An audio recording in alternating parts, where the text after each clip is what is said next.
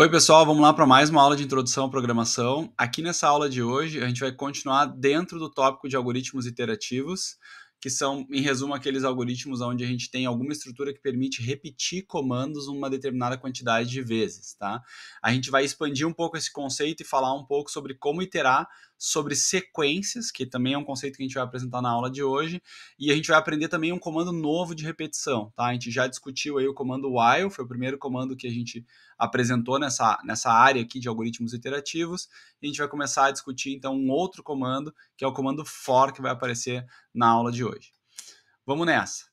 Só relembrando aí a estrutura básica de um algoritmo, em geral o que a gente diz é que um algoritmo é uma sequência lógica infinita de ações, ou de passos, ou de comandos em linguagem de programação, por exemplo, para realizar uma determinada tarefa ou solucionar um problema, em geral um problema computacional.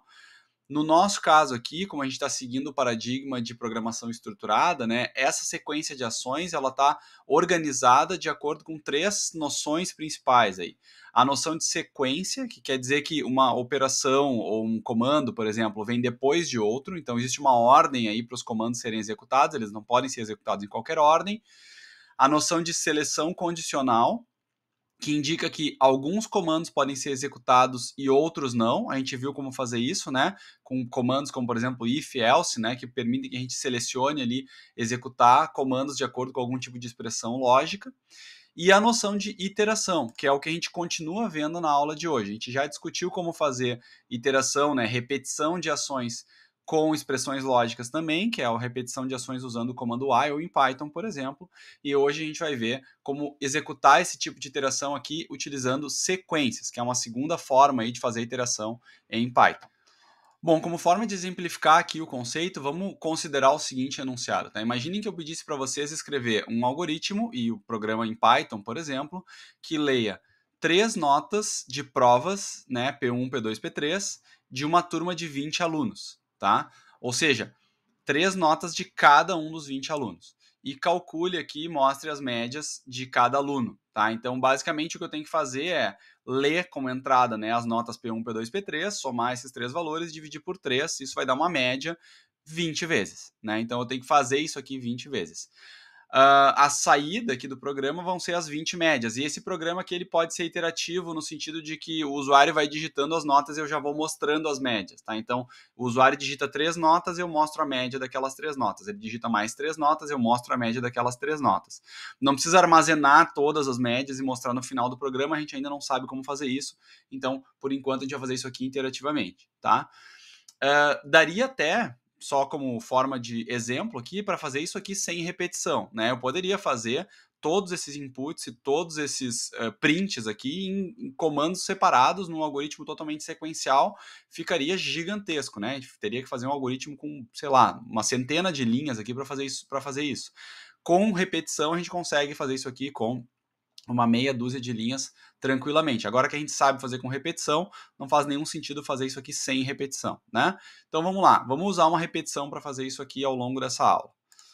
Então, como é que a gente faria normalmente para resolver um problema como esse com uma repetição em Python com o que a gente já viu até agora, né? Em geral, a gente implementa isso usando, né, uma variável de controle e essa variável de controle aqui, normalmente ela acaba assumindo uma sequência de inteiros nesse tipo de situação, né? Ou seja, eu faço o seguinte, eu vou lá e digo, eu coloco uma variável, por exemplo, aqui nesse caso i, ela começa com 0, né? Eu coloco essa variável de controle, né, na condição do laço de repetição aqui para dizer que enquanto i for menor do que esse valor aqui, que é 20, eu repito esses comandos. Tá? Então, o que vai acontecer? Esse i aqui vai começar com 0, 0 é menor do que 20, ele entra nesse laço de repetição no mínimo uma vez.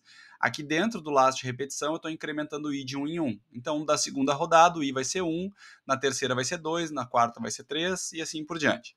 Até que em algum momento esse i vai ser 20, né? E 20 não é menor do que 20. Isso aqui vai dar falso, esse laço de repetição para de executar. Nesse momento, ele vai ter executado aqui dentro, por exemplo, exatamente 20 vezes, e o i vai ter variado numa sequência de números inteiros de 0 a 19. Tá? Basicamente é isso que a gente faz aí até o momento, né, o que a gente aprendeu a fazer com laços de repetição. Tá? Esse tipo de repetição, esse formato de repetição aqui é muito comum em programação. Isso aqui aparece muito frequentemente, tá? E vocês vão ver que nas próximas aulas isso vai ficar ainda mais comum quando a gente começar a estudar estruturas de dados, como listas e strings, onde a gente usa esse tipo de variável aqui de controle para acessar lá determinadas posições, os índices das listas dos strings, que é uma coisa que a gente vai discutir a partir da próxima semana, tá? Então, isso aqui vai ser bastante comum, né? Vocês vão usar com muita frequência e a gente vai aprender uma forma um pouco mais organizada, mais estruturada de fazer esse tipo de repetição aqui nessa aula. Bom, para essas situações em que eu preciso gerar uma sequência de números inteiros dentro de um determinado intervalo, existe um comando específico na linguagem Python, que é esse comando range aqui, tá? Ele é um comando assim como print, assim como input, que vem embutido na linguagem, ou seja, eu não preciso importar nada para usar ele, é só digitar a palavra range. Ele em geral vai ficar assim roxo lá no idle por causa dessa natureza, né, de ele ser um comando embutido. Eu passo para esse comando range só um argumento, nessa forma mais básica. Tem outros argumentos que a gente vai discutir depois, mas nessa forma básica aqui eu passo só um argumento, que é esse argumento aqui, stop. E o que ele vai fazer? Ele vai gerar como se fosse uma variável, né, que é uma sequência de inteiros, e essa sequência de inteiros começa em 0 e termina em stop. Aqui um detalhe, ela termina em stop -1, na verdade esse intervalo é aberto à direita sempre, tá? Então, por exemplo, se eu quiser gerar um intervalo com 10 números variando de 0 a 9, eu passo aqui range 10. Então, se eu passar um 10 aqui dentro nesse argumento stop, pode ser constante, pode ser uma variável, tanto faz, ele vai gerar um intervalo, uma variável no intervalo de 0 a 9, tá? Isso pode ser atribuído para uma variável, como nesse formato que a gente está fazendo aqui, ou pode ser usado diretamente em repetições, como a gente vai ver mais para frente, tá?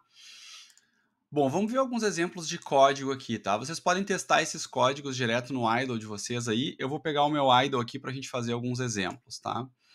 Eu vou digitar direto no console do idle aqui, não precisa nem fazer um programa para isso, tá? Mas dá para fazer um programa também, não tem problema nenhum.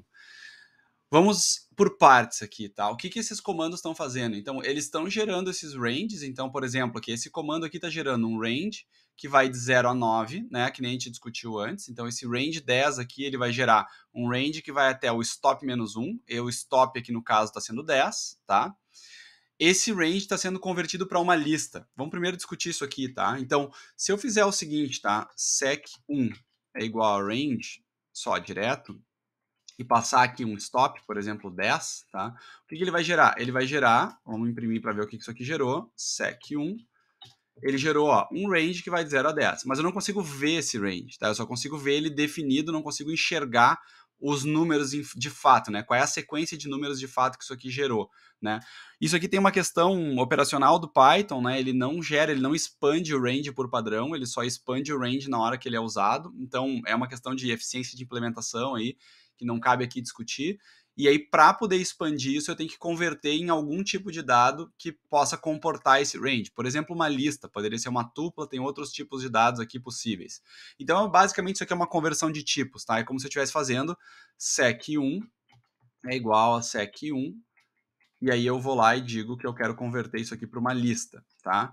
Então, eu converto o sec para uma lista só para poder imprimir ele na tela. Sec1. Aí, ó, imprimir ele como uma lista, tá? E essa conversão aqui é mais ou menos como uma conversão de inteiros. É que nem quando eu faço assim, eu tenho uma variável A, que é um texto, por exemplo, 10, e eu faço assim, A igual a int A, por exemplo, né? Eu converti esse A aqui para o tipo inteiro, tá? Então, eu converti o A para um outro tipo de dado, basicamente, né? É a mesma coisa que eu estou fazendo aqui, eu estou convertendo o sec para outro tipo de dado, exceto que aqui eu estou fazendo tudo numa linha só, tá? Então, só para vocês entenderem o que está acontecendo aqui na prática. Então, eu estou gerando um range aqui de 0 a 9 e convertendo para uma lista. Que lista é essa?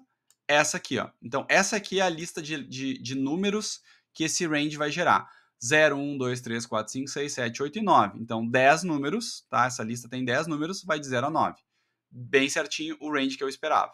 Vamos testar outros aqui. Quando eu testo um range 1, o que vai acontecer? O que é um range 1?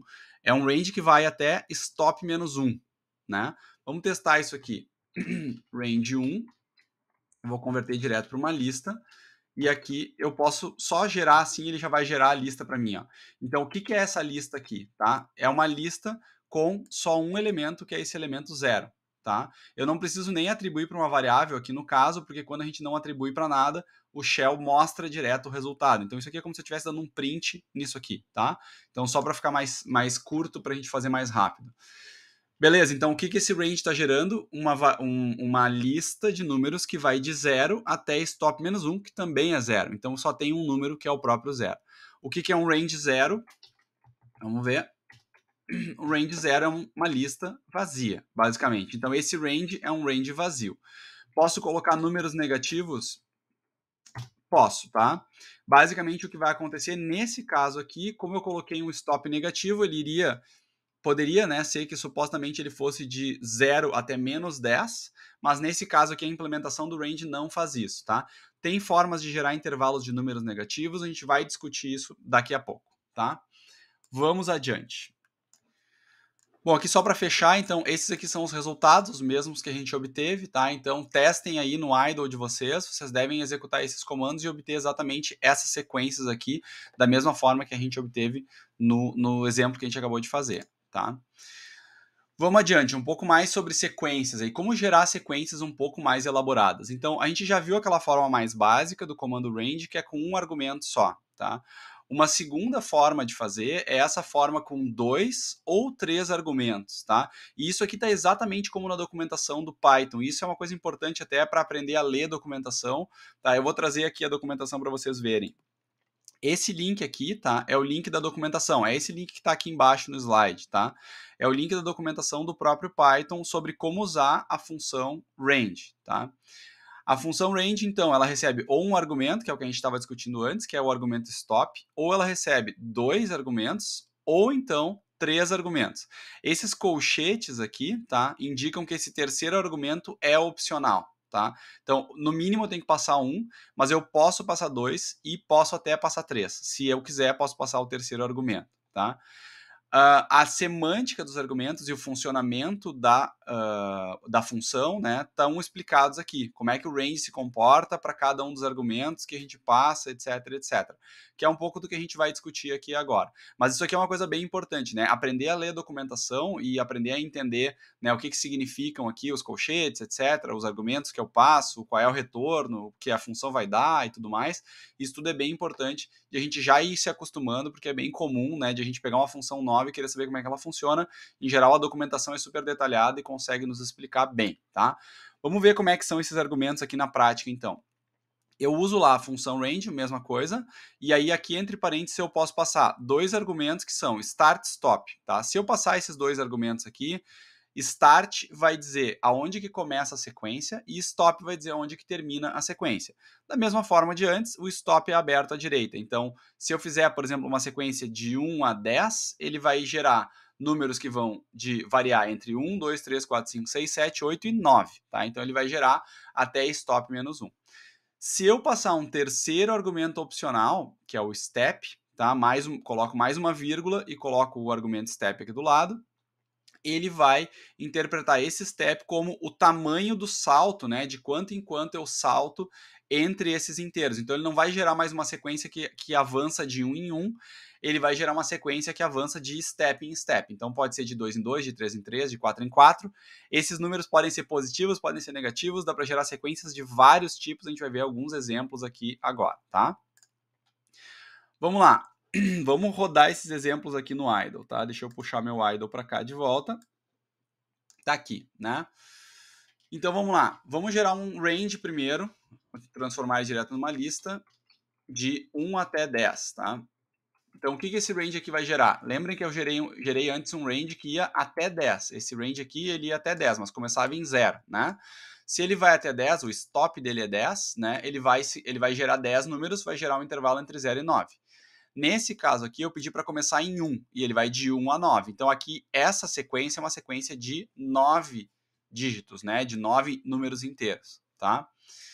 Vamos lá. Se eu quiser gerar uma sequência com 10 números inteiros, eu tenho que botar mais 1, né? Então, ele vai gerar agora, assim, números de 1 a 10, por exemplo. Se eu quiser gerar uma sequência que vai de 0 até 12, ali que nem naquele caso, variando de 2 em 2, eu coloco um argumento opcional, né? O terceiro argumento, que é o argumento step, tá? O que essa sequência aqui vai gerar? Essa sequência vai gerar números que começam em 0, terminam em 12 menos 1, ou seja, terminam em 11, e ele vai saltar de 2 em 2. E aqui vai acontecer uma coisa curiosa, né?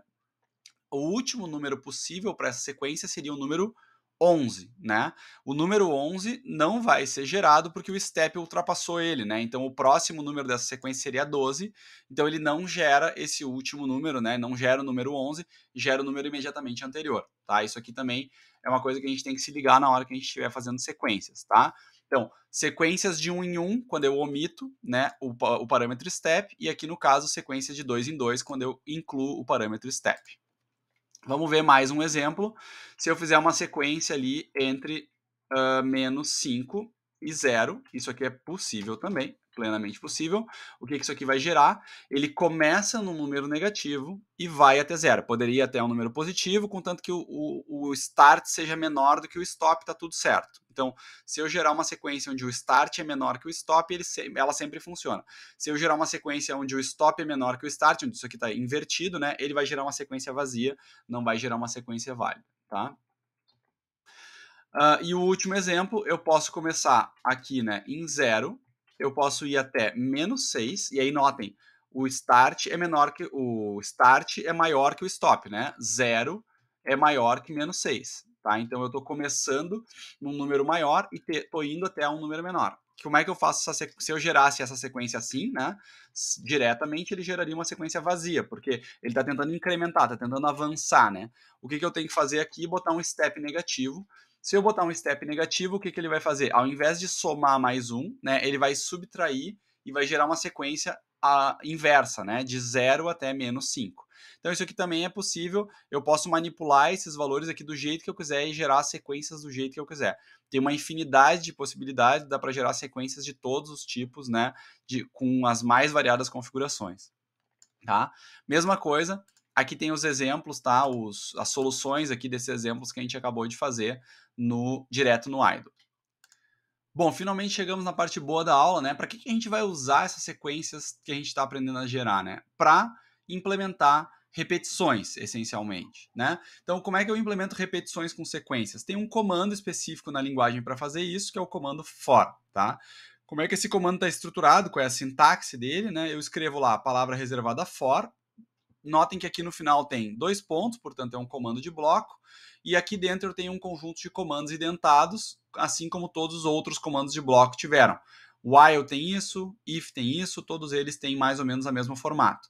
O que tem de diferente no for? Tá? Eu tenho aqui uma variável, que a gente já vai discutir o papel dela, uma outra palavra, que é a palavra in, que é usada no comando for e também é usada em outros contextos, e aqui eu tenho um iterável. Tá? E esse iterável é aquelas sequências lá, por exemplo, que a gente acabou de discutir. Como é que esse comando funciona? Então, a primeira coisa que a gente tem que entender é o que é essa variável aqui, tá? Essa variável é meio análogo à variável de controle que a gente usava lá no while, né? Então, é uma variável que vai receber todos os valores do objeto iterável, tá? Então, aqui a gente não precisa declarar ela a priori e a gente não precisa alterar o valor da variável manualmente, tá? Isso aqui vai ser feito automaticamente pelo comando for, o que é uma coisa muito boa, facilita bastante a implementação de repetições. Então aqui eu declaro, digamos assim, uma nova variável, tá? Que é essa variável que eu vou usar nessa repetição. Eu coloco a palavra in e aqui do lado eu coloco um iterável. O que é esse iterável?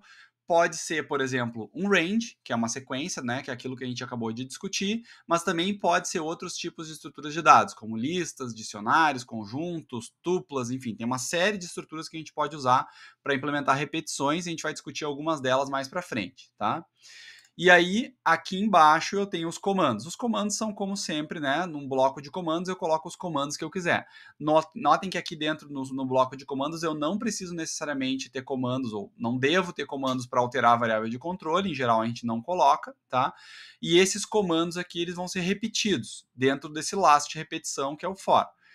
Quantas vezes eles vão ser repetidos? Eles vão ser repetidos exatamente a quantidade de vezes que tiver esse iterável aqui. Então, por exemplo, né? Se o iterável tem 10 itens lá dentro, ele vai repetir 10 vezes os comandos. Por exemplo, se eu gerar uma sequência de números que vai de 0 a 9, tem 10 números lá dentro da sequência, esses comandos aqui seriam repetidos, então, 10 vezes, tá? Só para fazer uma analogia, antes de ir adiante, né? Essa construção aqui do for, ela é similar àquela construção do para todo lá na matemática, né? Então, lá na matemática, às vezes a gente faz coisas como, por exemplo, dizer assim, para todo x pertencente ao conjunto aqui dos números naturais, por exemplo, né, alguma determinada condição, daí né, eu executo alguma coisa ou defino uma propriedade, né, para esse x, alguma coisa assim. Então, aqui em programação, a gente tem algo bastante similar na estrutura do for. Então, é como se fosse, né, para todo variável, que poderia ser um x, pertencente ao iterável, né? Então, eu digo aqui qual é o conjunto ao qual essa variável pertence, e aí, de fato, essa variável vai pertencer, né? Ela vai assumir aqueles valores dentro da repetição. Então, eu posso usar essa variável x aqui dentro da repetição para fazer alguma coisa. A gente vai ver como implementar isso aqui na prática agora com exemplos, tá? Vamos ver um exemplo aqui na comparação, tá? De uma repetição com for e uma repetição com while, tá? Como é que eu implementaria, por exemplo, uma repetição para imprimir 10 valores na tela com for e com while, tá? Com while, a gente já está acostumado, né? Que é esse exemplo aqui da direita, né? A gente faz o seguinte, a gente coloca lá uma variável de controle, essa variável de controle começa com 0, a gente define ela assim antes da repetição, a gente usa essa estrutura aqui, por exemplo, essa expressão lógica para definir que enquanto essa variável for menor do que 10, eu faço alguma coisa e incremento a variável. Isso aqui a gente já viu, está acostumado, né? Isso aqui é uma repetição, repete 10 vezes, né? O i vai assumir valores que vão variar entre 0 e 9 aqui dentro dessa repetição, e isso aqui vai imprimir valor de i 0, depois valor de i 1, depois valor de i 2, e assim por diante. Quiserem testar no idle de vocês aí, ele vai fazer exatamente isso que eu estou mencionando. Como é que eu faço a mesma coisa com for, tá? Então a gente já viu o range, certo? Como é que eu posso gerar uma sequência de números com range que vai entre 0 e 9? Eu escrevo simplesmente range, boto entre parênteses aqui só um argumento, que é o argumento stop. Ele vai gerar um range que vai entre 0 e 10 menos 1, né? 0 e 9. Esse range aqui, se eu usar ele numa repetição for, né, o que eu estou querendo dizer com isso aqui é o seguinte, né? Para todo i pertencente ao range, imprime essa mensagem. Então, o primeiro i que pertence a esse range é o i igual a 0, certo? Então, ele vai imprimir valor de i 0. Depois, o segundo i é o i igual a 1. Então, ele vai imprimir valor de i 1, valor de i 2, valor de i 3 e assim por diante até valor de i 9. Então, ele vai fazer essa repetição aqui da mesma forma como essa aqui. Dá para ver, né, tá na cara, né, que essa repetição é bem mais curta, mais fácil de implementar, digamos assim, do que essa repetição aqui. Então, para esses casos, faz bastante sentido, né, optar por uma repetição como essa, ao invés de uma repetição como essa, né? A gente tem linhas a menos e menos chance de erro, né? Tá, mas aí vocês vão me dizer, mas professor, eu já aprendi a fazer repetições com while, eu preciso necessariamente aprender a fazer repetições com outro comando, com for, no caso? Vamos por partes, né? Então, tem casos em que é mais adequado usar um comando ou outro. Por exemplo, tá? Tem certas situações em que o número de repetições ou o número de vezes que eu vou ter que repetir um determinado comando é desconhecido, eu não consigo prever a priori quantas repetições vão ser. Por exemplo, imagine que eu tenho lá um programa onde o usuário dá uma entrada e o usuário vai digitar um número positivo ou negativo, ou então ele vai digitar 0 para sair. Como se o usuário estivesse digitando lá receitas e despesas ou 0 para sair, tá? Quantas vezes vai repetir esse laço de repetição? Eu não sei dizer a priori. O usuário pode digitar 2 números, 10 números, 1000 números, quantos números ele quiser, né? E quando ele digitar um 0, termina o laço de repetição, sai do programa. Normalmente, para esse tipo de repetição, o comando mais adequado é o while, tá? Por outro lado, quando eu tenho um número de repetições fixo, um número que é conhecido, não precisa ser necessariamente uma constante, pode até ser uma variável definida, por exemplo, pelo usuário, mas é um número que eu consigo prever. Eu vou executar 10 repetições ou 20 repetições, por exemplo. Eu quero ler as notas de uma turma de 20 alunos, que nem o nosso exemplo inicial lá dessa aula. Para esse tipo de repetição, o for, em geral, é muito mais fácil de implementar, muito mais adequado para esse tipo de repetição. Eu até posso usar o while, por exemplo, para implementar repetições de tamanho fixo ou de tamanho pré-definido. Isso não é um problema, a gente já fez isso em aulas passadas. A questão é que daqui para frente, a partir das próximas semanas, a gente vai começar a estudar estruturas de dados. Em algumas situações bem específicas, para alguns tipos de estruturas de dados, a gente não tem como percorrer, né, iterar sobre essas estruturas usando o while. A gente precisa necessariamente usar o for nessas condições, e aí, né, mais cedo ou mais tarde, a gente vai acabar tendo que aprender esse comando. Então, estamos aprendendo agora, né, para já adiantar esse conceito. Vamos lá, retomando o nosso enunciado aqui, tá? O que a gente queria lá no começo, tá? Ler 3 notas, né, de 20 alunos. Cada aluno tem 3 notas, são como se fossem 3 provas, né? Eu quero calcular a média final lá do aluno no semestre, certo? Como é que a gente pode fazer esse programa iterativamente usando um laço de repetição for, tá? Então eu vou lá, escrevo o comando for, né? Como a gente viu a sintaxe, então for variável em uma sequência, tá? O que essa variável i aqui vai fazer, né? A variável i é como se fosse a variável de controle desse laço, tá? Então, eu estou controlando aqui esse laço usando essa variável, mas notem que eu não preciso definir a variável antes, então eu não preciso colocar ela, né, estabelecer um valor inicial para essa variável, e eu não preciso manipular ela aqui dentro, não preciso alterar o valor da variável i em nenhum lugar. Então, já são 2 linhas de código a menos que eu não preciso implementar com o laço de repetição, no caso, for. O que é esse range aqui, né? Esse range é a minha sequência, né? Que é aquela sequência de números. Eu não tô definindo só com 2 argumentos aqui, então eu defini onde a sequência começa e aonde ela termina. Então ela começa em 1, termina em 21 menos 1, que dá 20, né? Então ela vai de 1 a 20, são 20 alunos, certo? E eu não coloquei nenhum step, não coloquei o argumento opcional step aqui, o que significa que o step vai ser de 1 em 1. Então vai ser 1, 2, 3, 4, 5 e assim por diante. Tá? Então essa é a sequência que eu estou definindo. Esse valor, essa variável i aqui, vai ter o seu valor atribuído a partir dessa sequência. Ou seja, na primeira repetição, o i vale 1. Na segunda vale 2, na terceira vale 3, na quarta vale 4 e assim por diante. Então fica bem fácil de manipular o valor do i, né, usando só essa linha de comando aqui. Essa linha de comando define toda a repetição, tá? O que eu tenho aqui dentro? Só os comandos que eu preciso para executar o meu programa. O que são esses comandos?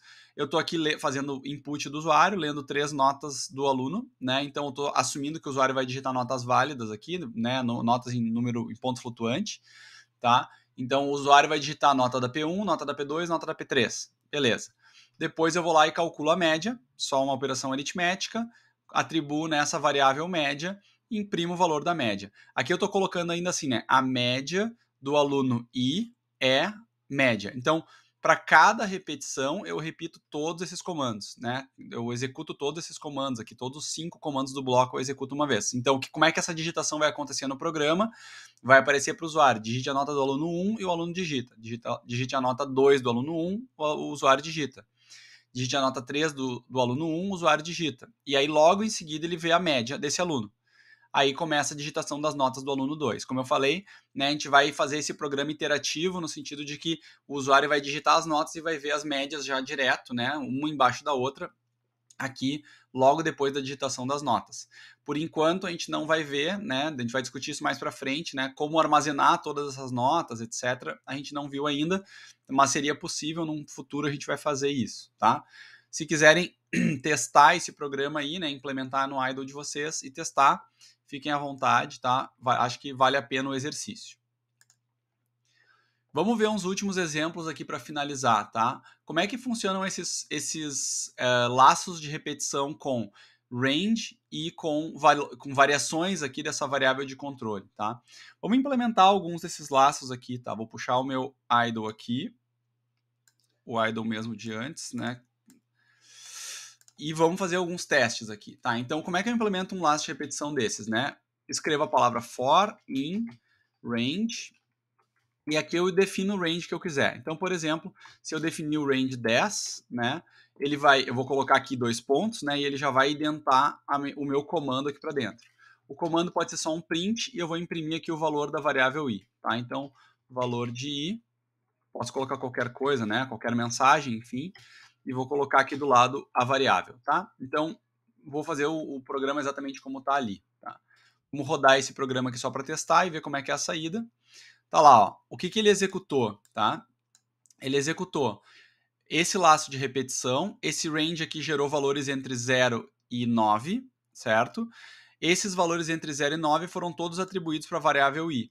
Esse i, esse laço aqui, né, ele vai executar 10 vezes, portanto, esse print vai executar 10 vezes. Se a gente contar aqui, né, tem 1, 2, 3, 4, 5, 6, 7, 8, 9, 10. 10 execuções do print, certo? Então, ele executou esse comando 10 vezes porque esse range aqui tem 10 elementos. Cada valor de i que foi atribuído em uma repetição foi mostrado na tela. 0, 1, 2, 3, 4, 5, 6, 7, 8, 9. Eu nem preciso usar esse valor de i, não preciso mostrar ele, nem fazer nada com ele se eu não quiser. Se o meu programa não define isso, né? Vamos fazer outros ranges aqui. Então, vamos lá. Um range de menos 5 até 0, por exemplo. Né? É a mesma coisa de antes. A gente fez os ranges antes para testar.